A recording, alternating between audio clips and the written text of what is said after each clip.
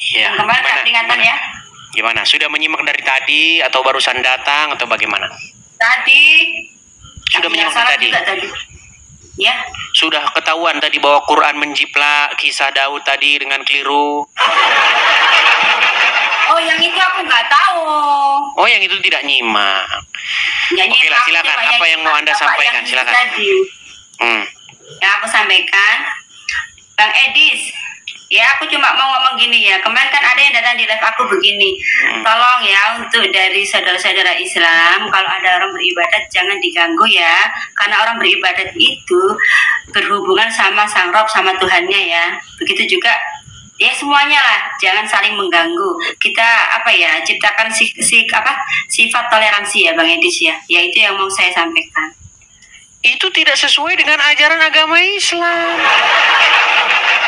Kalau Anda menjadi seorang Islam yang sejati, mempunyai hati saling menghargai, menghormati. Ya, begini Mbak sayang, begini ya. Saya panggil sayang-sayang terus nanti orang salah paham. Ini namanya ya, karena teman-teman, karena kalau sudah diupload ulang atau sudah di platform lain, itu nggak kelihatan ini namanya, ya. Makanya besok diganti nih. Ya, gini. Itu nama favorit itu Bang. Oke lah, baiklah. Begini ya Mbak ya, gini. Kalau Anda bilang bahwasanya kita harus toleransi, ya kan? Tidak boleh mengganggu umat agama lain yang sedang melaksanakan kegiatan agamanya. Itu ajaran akal sehat Anda. Tetapi menurut agama Islam itu tidak boleh dilakukan. Jika Anda menjadi seorang muslim yang sejati, Anda harus melaksanakan apa kata Muhammad, betul? Betul. Nah, kalau kata Muhammad, kalau berjumpa dengan Yahudi dan Nasrani, apa yang harus Anda lakukan? Apa itu namanya tadi menyisih menyempitkan kan? Iya, harus desak mereka ke jalan yang sempit. Makanya kalau ada orang Kristen lagi ada acara ibadat di gereja mereka, ada orang Islam lewat, memang itu harus diganggui. Itu sesuai dengan ajaran Islam. Makanya saya minta hadis-hadis yang merusak persatuan dan kesatuan, yang merusak persahabatan antara anak bangsa, harus dihapus. Ini kalau tidak dihapus, tiap hari bakal kejadian. Pegang omongan saya. Nih, saya tunjukin. Aduh, backgroundnya ini. Ini Bang Edis ya. Iya, oke. Tak dengerin gentenan. Bentar nih. Ya. Nih, hapus hadis-hadis penyebab intoleran. Kalau kemarin ada Pak Saifuddin minta supaya dihapus 300 ayat dalam Al-Quran. Mungkin kalau Al-Quran, kalau umat muslim kan masih menganggap Al-Quran itu suci. Walaupun sebenarnya nggak percaya juga dengan isi Al-Quran. Nah, kalau saya minta ini hadis. Karena begini Mbak, gini. Banyak sekarang umat muslim itu yang sudah nggak percaya dengan hadis. Yang tidak menganggap hadis itu terjaga. Tidak ada jaminan bahwa hadis itu terjaga. Jadi boleh dihapus. Makanya supaya saya tidak menyinggung umat Islam, saya minta tolong hadis-hadis yang menyebabkan umat Islam berlaku beringas, berlaku buruk, tukang nutup-nutupin acara kegiatan agama orang lain, dihapus. Salah satunya apa? Hadis yang mengatakan, jikalau kamu bertemu dengan orang Wahyudi dan Nasrani, maka desaklah mereka ke jalan yang sempit. Wow. Persempit jalan mereka. Itu yang menyebabkan orang Islam kalau ketemu orang Yahudi, orang Nasrani langsung gangguin. Nah, itu Islam yang seperti apa Bang Edis? Yang seperti saya. Islam yang menuruti ajaran Muhammad. Ya dia nggak berpegangan pada hadis. Dia cuman akal Quran, kenceng Quran, ya lurus di Quran. Ya itu jadinya. Loh, sekarang begini Mbak. Seorang muslim yang sejati wajib tidak mentaati Muhammad. Tidak wajib. Tidak wajib. Berarti kalau Muhammad menyuruh jangan dilaksanakan. Tapi Nabi Muhammad tidak pernah menyuruh yang seperti itu yang selama ini. Sebentar.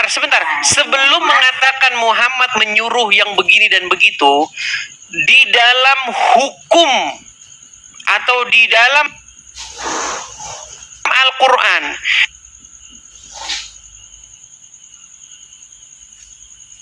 jika Muhammad memerintahkan seorang muslim, maka seseorang itu wajib tidak melaksanakan perintah itu.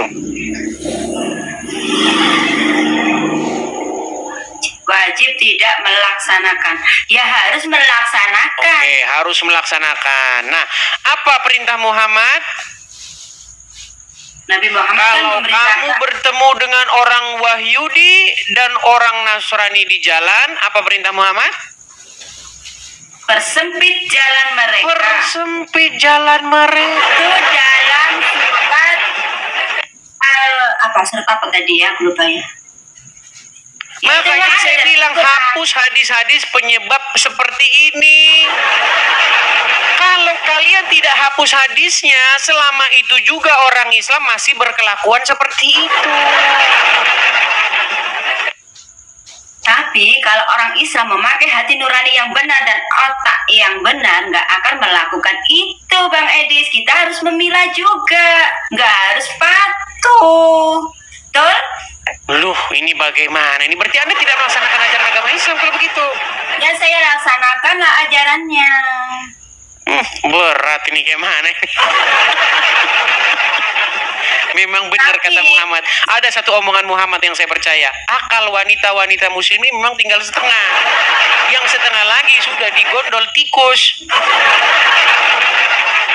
Bang Edis, bahasa seperti itu selalu hadir dalam live-ku ya. Bahasa setengah itu ya. Jadi saya nggak pernah lupa. Setengah, offset ya. Itu nggak pernah lupa.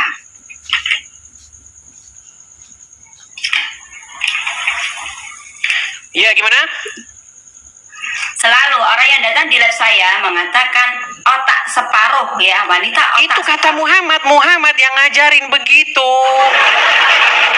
Tapi dari buktinya kalau kita otak separuh, kita tuh mampu ya. Seperti saya contohnya, sebagai ayah juga sebagai ibu selama ini mampu. Berarti ya, makanya saya bilang ya. Apa yang diomongin Muhammad itu suka ngawur. Loh, sekarang yang dimaksud otak separuh itu ada di mana, Bang Edi? Waduh, berat ini dia belum tahu. Ternyata itu ya, karena saya nggak tahu, makanya saya bilang teman-teman, alasan dia masih Islam adalah karena nggak ngerti ajaran agama Islam. Aduh, baik ya, kita tunjukkan ya. Otak separuh aku ya. Sabar ya, yang di bawah ya, sabar. Tenang. Bentar. Sabar ya.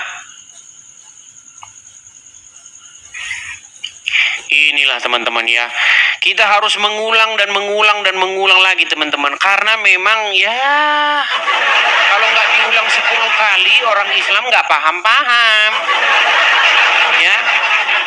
Baik, kita tampilkan ayatnya di dalam layar. Oke, kelihatan. Ini hadisnya. Kan aku juga bisa mencari sendiri, kan aku juga ada Google. Oke, baik. Menurut hadis Rasulullah, nih, apa yang Muhammad katakan? Tidak pernah aku melihat yang kurang akal dan agamanya, namun mampu menghilangkan keteguhan lelaki yang teguh melebihi kalian, wahai para wanita. Maka para wanita bertanya kepada Nabi, apa maksudnya kami kurang akal dan kurang agamanya, wahai Rasulullah? Nabi menjawab, bukankah persaksian wanita itu semisal dengan persaksian setengah lelaki? Mereka menjawab, ya benar. Nabi melanjutkan, itulah kurangnya akal. Dan bukanlah wanita jika haid ia tidak sholat dan tidak puasa? Nih, hadis Bukhari nomor 1462, Sahih Muslim nomor 40 nih. Bagaimana kaum wanita dikatakan oleh Muhammad akalnya setengah, separuh akalnya.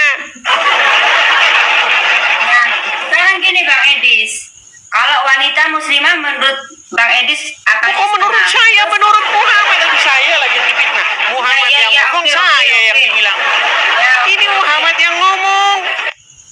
Oke. Kalau yang nggak muslimah nggak separuh gitu Bang Edis? Loh, ini kan Muhammad kan ngomong tentang kaum muslimah. Ya, sekarang saya balikan kepada Bang Edis. Kalau menurut Bang Edis sendiri ya, kalau yang nggak muslimah nggak separuh, yang muslimah aja apa separuh gitu? Ya karena di sini Muhammad lagi ngomong sama kaum muslimah. Dia mana berani Ya, ngomong sama mungkin wanita yang Nasrani diomongkan begitu? itu memisahkan seseorang dari lain. Mana berani, nanti dia takut kalah di debat. Mungkin Nah, yang itu. saya maksud begini Mbak ya. Coba dengarkan Mbak. Karena Muhammad ngomong seperti itu, sebagai seorang muslim, Anda wajib percaya nggak? Percaya, tapi saya belum mempelajari lagi ya.